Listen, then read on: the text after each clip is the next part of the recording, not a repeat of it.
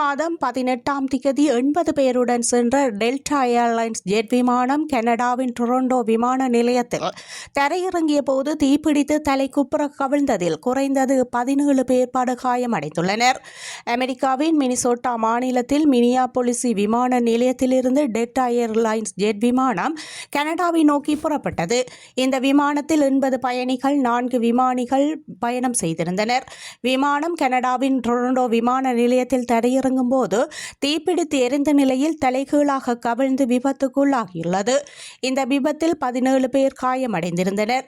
ஒரு குழந்தை, 60 வயது ஆண், 40 வயது பெண் ஆகிய 3 பேர் படுகாயமடைந்திருக்கிறார்கள்.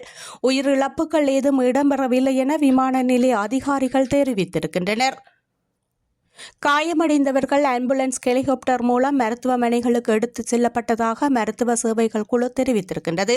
இந்த விபத்திற்கு பிறகு விமான நிலையம் 2 மணி நேரத்திற்கு பிறகு அனைத்து விமானங்களையும் ரத்து செய்திருந்தது.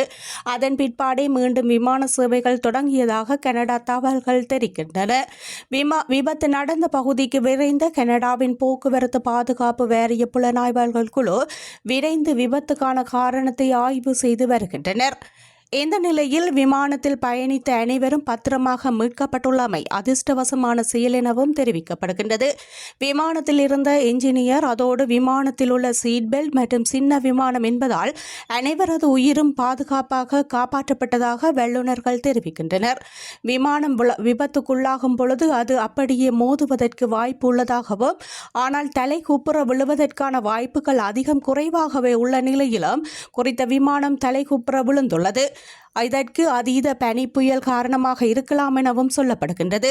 இதேவேளை அண்மை காலமாக கனடா மற்றும் அமெரிக்கா போன்ற நாடுகளில் அதிகளவில் பனி புயல் வீசி வருகின்றமையினால் இவ்வாறான சம்பவங்கள் நிகழ்வதற்கு வாய்ப்புகள் அதிகமாக இருப்பதாகவும் வல்லுநர்கள் தெரிவித்துள்ளனர்.